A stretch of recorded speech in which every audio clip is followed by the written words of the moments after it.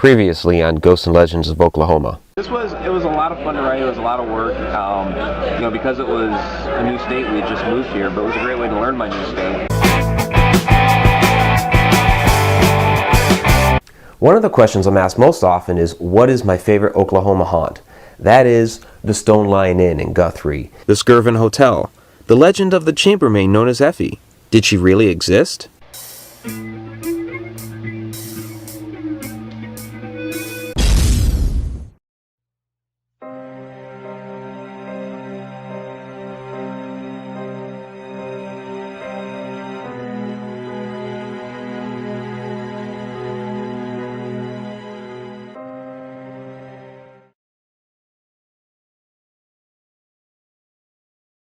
Welcome to another episode of Ghosts and Legends of Oklahoma. I'm your host, author and ghost historian Mike Ricksecker.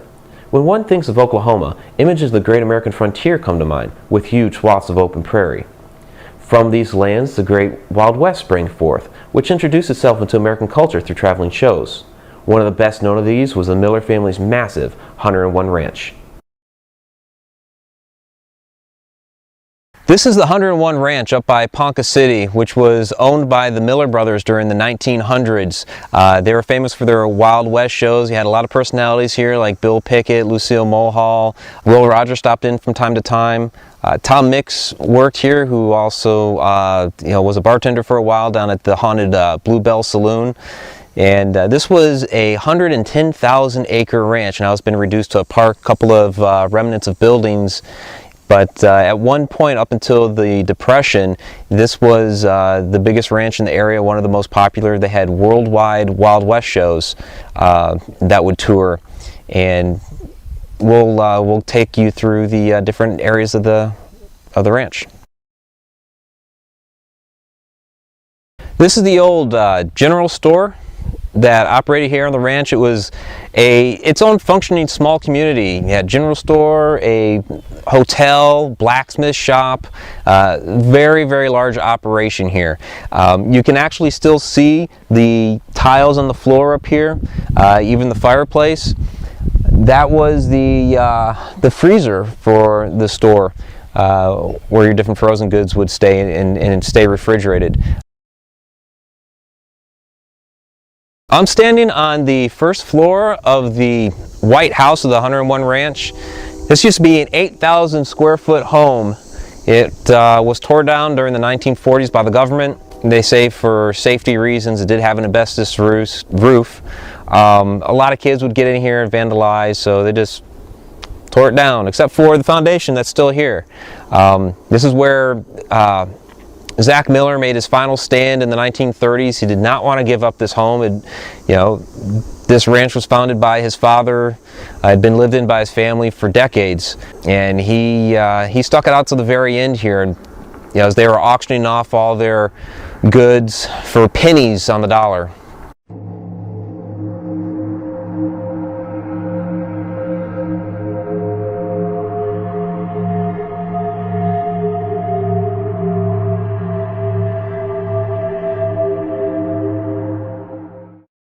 It's in the basement here of the White House where most of the recorded paranormal activity happens. We'll go down there a little bit later, but there's been a number of EVPs captured down there, as well as hits on the K2 meter that are really kind of odd because there's no power here.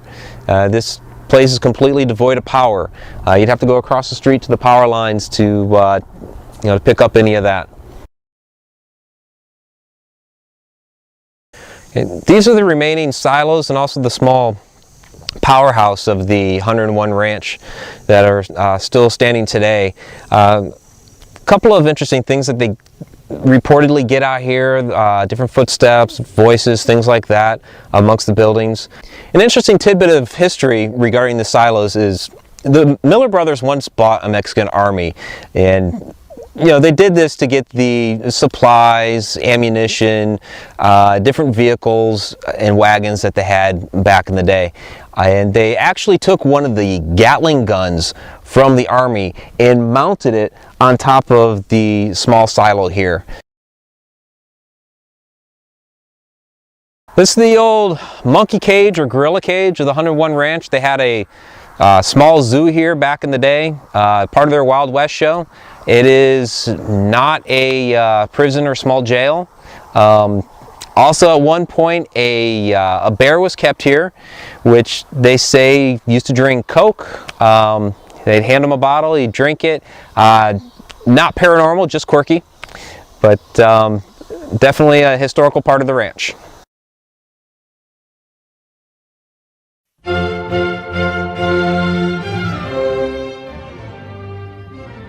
Welcome to another episode of Paranormal Vines. You will not believe this. Okay, I'm on the road. I was out east, had this whole thing set up. Was just going to stop off on the side of the road, get my stuff, be out driving, and tell you the story about Skinny Girl while I was out in Maryland. Yes, I'm going to talk about Skinny Girl.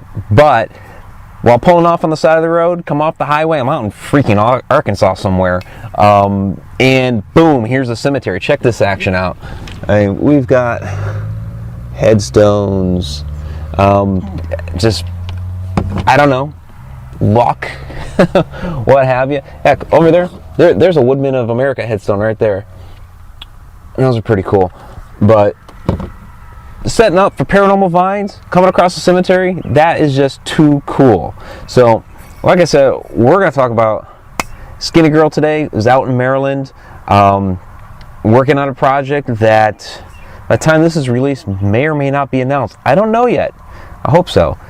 Have a lot of friends out in Maryland. IGT, Inspired Ghost Tracking, a lot of great people there. Margaret Ehrlich heads that up. And I'm going to roll through a few pictures here. You know, I'll even show you my friend Louis Salazar, having a Sam Adams with him. Hey, it's might not be a vine, but beer is spirits. So, Skinny Girl. Why the heck am I talking about Skinny Girl? Well, let's get into that. So yeah, this is Paranormal Vines, the Paranormal Roads edition of it, apparently, since we're out on the road here in Arkansas, and we've got headstones behind us. There's even one over there that says Buffalo. It's pretty flippin' wild.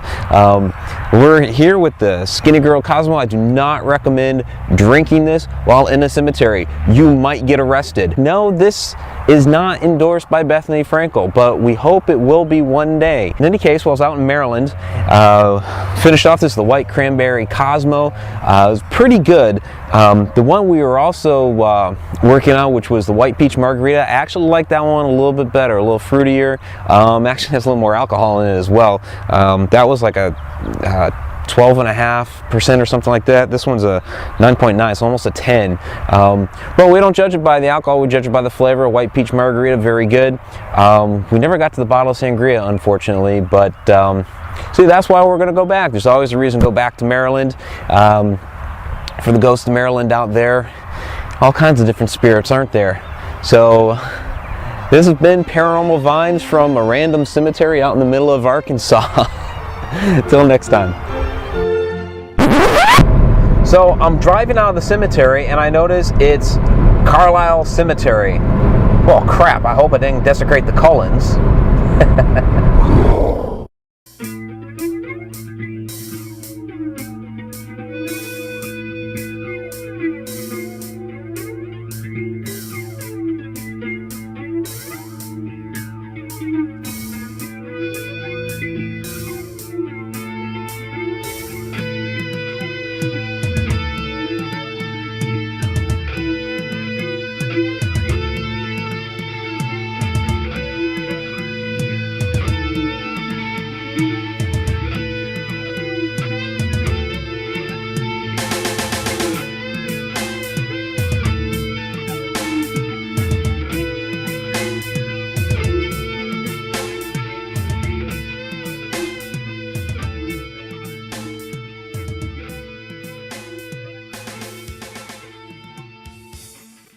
What keeps happening is once we start getting into some personal questions, it seems to go away. So whatever may be here, I think, is probably curious as to who we are and what we're doing here.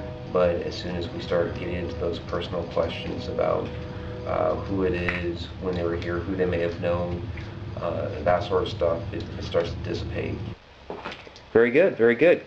You can keep coming over here. I actually kind of feel that a little bit. Okay. Can you tell us who you are? What are you feeling? A little energy. Did you hear a sigh? Yeah. Did you work here at the ranch?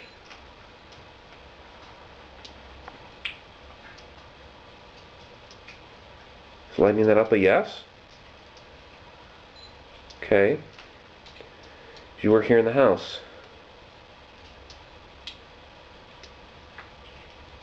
The energy, as I was holding the, I'm getting dripped on here. As I was holding out the K2 and I was getting the hits, there was an energy going up my arm. And I'll kind of get that from time to time when something's nearby. I'll start to feel like a static electricity wherever that energy may be. In this particular time, it was up my arm. Probably the most notable time that I've gotten that is at the Stone Line Inn.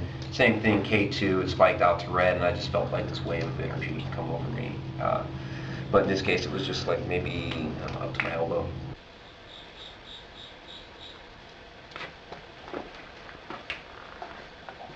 This is about where I heard that female's voice saying to leave.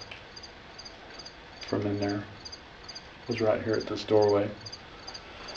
And actually I came over with the EMF detector to come over to the doorway and immediately started getting some hits right around here.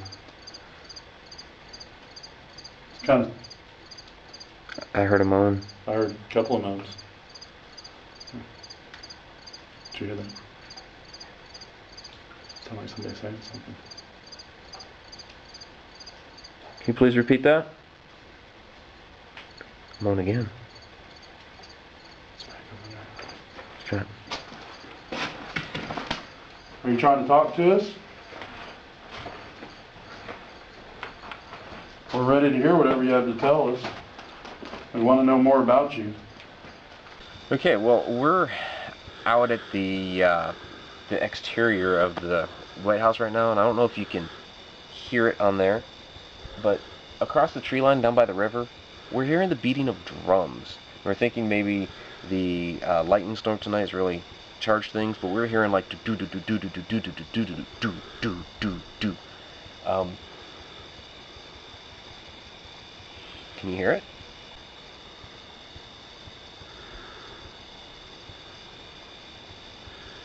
There it goes again. In any case, we've seen a lot of things going on here. We've got the drums. We've seen, large balls of light come from behind the trees. One that was up in the top of the trees, and then we had like 4 at one time, just boom, all in one shot.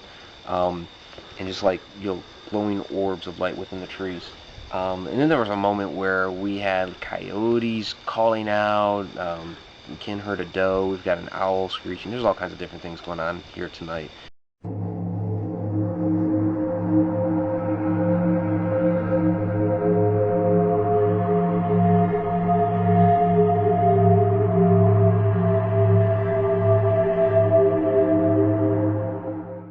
Some moments of our nation's history are fleeting, but remain significant. They whisk by us before we can fully appreciate them, but become embedded in our culture to reflect upon later. Brief remnants of an era gone by, now accessed through the paranormal. Until next time.